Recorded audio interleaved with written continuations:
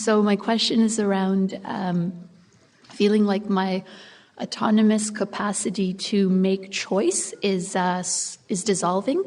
And it feels more and more like the stakes around choosing from a place that isn't in alignment with this inner urge or inner movement are higher. And there's a great sense of homecoming and peace and wholeness, a sense of moving with integrity and moving with the whole in that. That's very very fulfilling and very in alignment is the words I just keep coming back to. There's just a real sense of rightness. And then there's the piece around the mind's projections of what it means to not know what the next movement or step or opening is going to look like. So it's done a bit of projection. It's pulled in stories around, being hurt, right, physically. That seems to be the main one.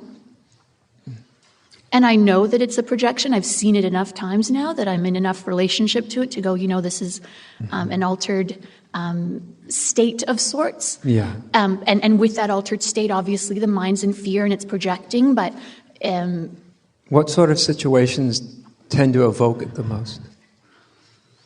If I start to feel merged and empty at the same time.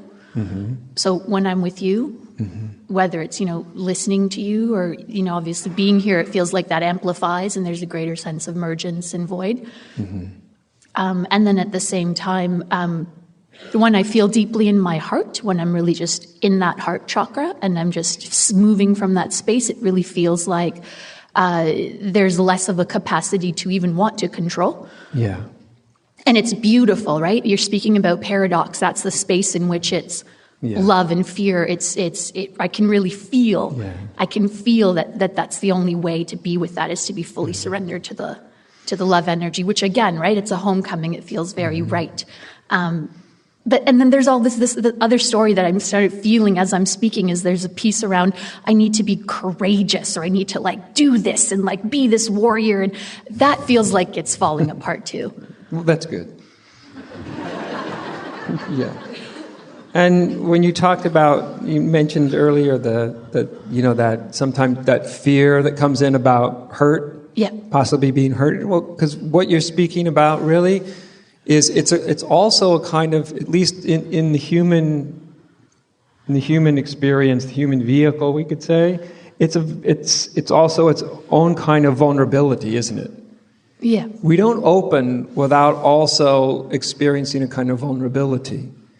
And every human being, well, I don't know if every human being, but probably the majority of human beings has experiences of various intensity. For some it's rather mild, for some it's very, very strong. But almost everybody's had the experience of being in a vulnerable state, whatever kind of vulnerability that is, and either being hurt or disappointed or, some version of things not happening the way you might have wanted them to happen, And so that's often gets evoked anytime you experience sort of a new level of openness, that the old mind, the mind that's conditioned through its life experience, can associate almost any kind of vulnerability, even very beautiful open-heartedness, as a kind of vulnerability where I might get hurt.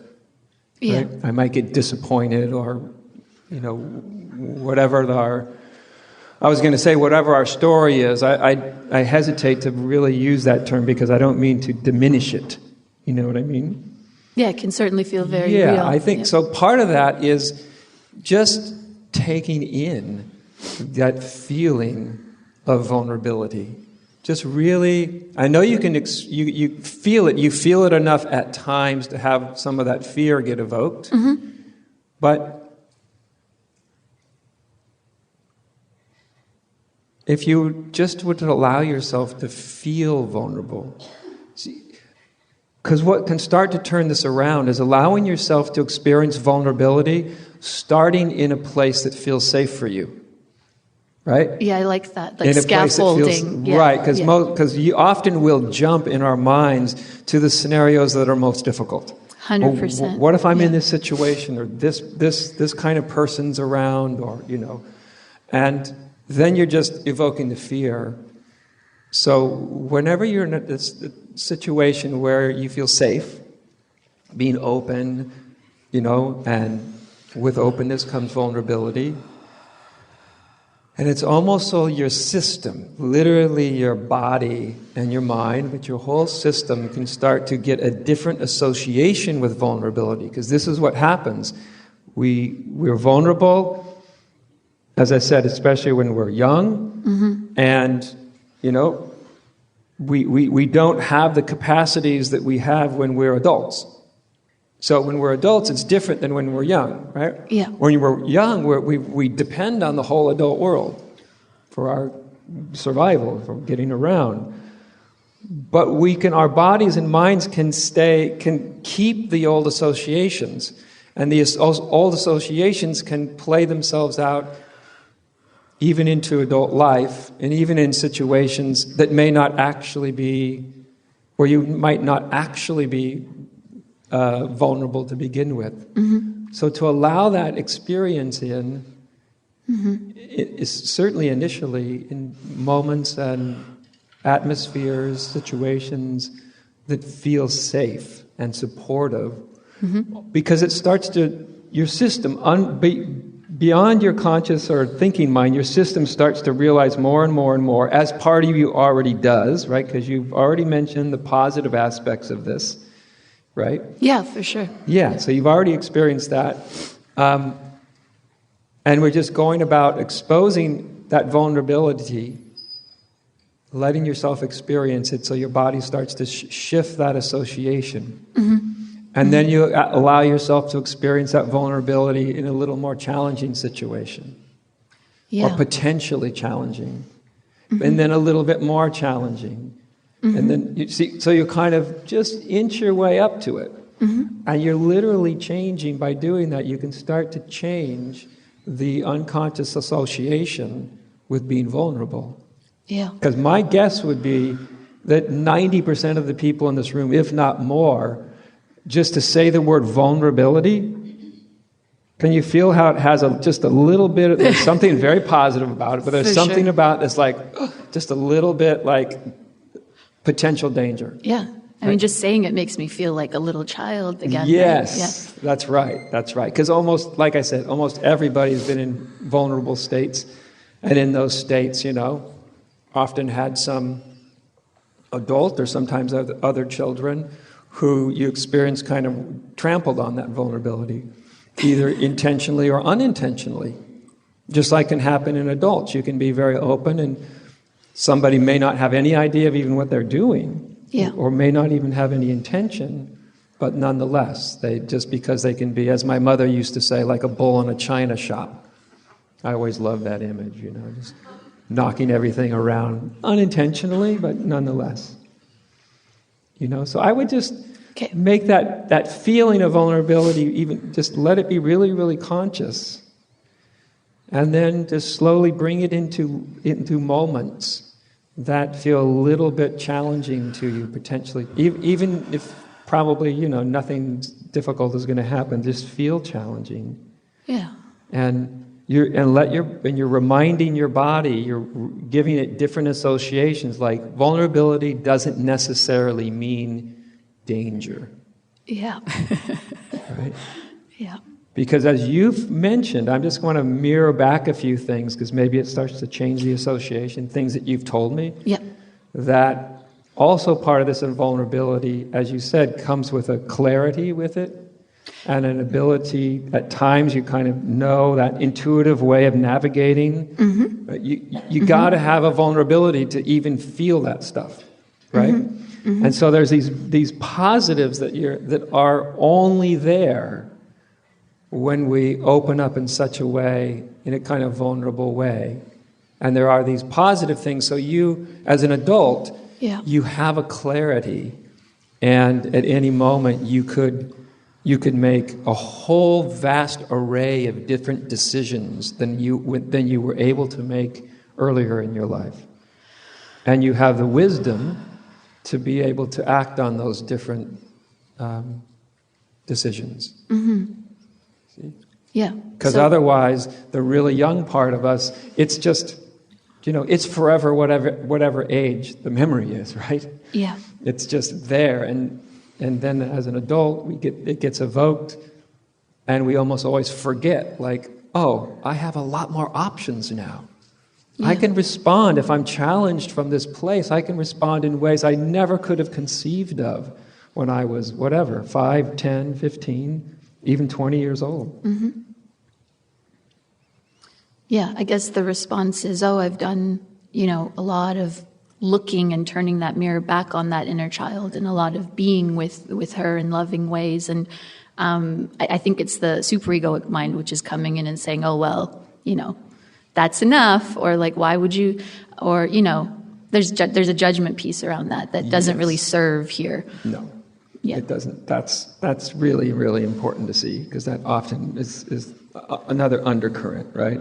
I judge myself for experiencing things that I think I'm beyond. 100%. Right? Yeah. And this often comes with insight. With insight, you open up to much wiser, more loving places within yourself than you ever knew were there. And the old mind can say, now come on, sweetheart, you've experienced all of that. What are you still dragging this around for? Yeah. And that's just the old tape judgment. Yeah.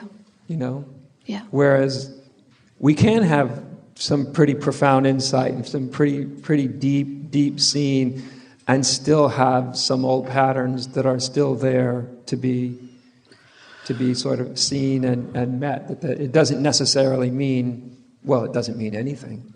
It doesn't really mean anything. No. Yeah.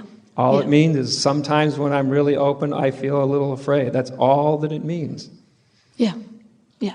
And there's no big Herculean courage or story. It's just, here it is, and I can be with this, and my fullest capacity. Yeah. Well, as Herculean courage, it only goes so far. I mean, in that sense of complete surrender, feels like there's a lot of letting go and facing fear. And so I can, even as I'm speaking, I can feel the energy of an egoic sense that's kind of consolidated to make up for the fact that I feel vulnerable. I can see how they arise together. So this is very useful. Yes, sometimes what can come out of moments of vulnerability is sort of a kind of courage. Yeah. 100%, yeah. Right, because I would much rather be courageous and strong than vulnerable and weak. Yeah. So I will be the courageous and strong person. Yeah. That becomes the identity. If you have to choose between the two, you can see why something chooses the other. Right? And it served me well, obviously, as a child to have that persona, but obviously it's coming up to be seen through. So this is very helpful. So I always say you just honor what served you, even if it's no longer serves you. Right? Yeah. To see yourself there, but courageous, strong, it's like, okay, great, thanks for getting me here. Yeah. And, you may, that force may or may not be necessary in the same way. It's not that, there's times when we definitely need courage. And because, of course, we only need courage if we feel afraid. Yeah. That's what the judging mind forgets. It says, well, I'm afraid. You see, but if there's no fear, there's no courage. You don't need it. Yeah. So it's also a kind of redefinition sometimes of courage. In this sense, it's not about you seeing yourself and feeling yourself to be a courageous person now. Yeah. That's not really necessary anymore. Mm-hmm. You still have access to that courage if you need it. Mm-hmm. It's just not who you are any more than a very vulnerable being defines you either. Mm-hmm. That's very useful. Yeah, I hope so. Thank you so much. You're very welcome. Nice to see you. Yeah. And by the way, it does take a certain amount of courage to come up in front of a group of people and talk about vulnerability.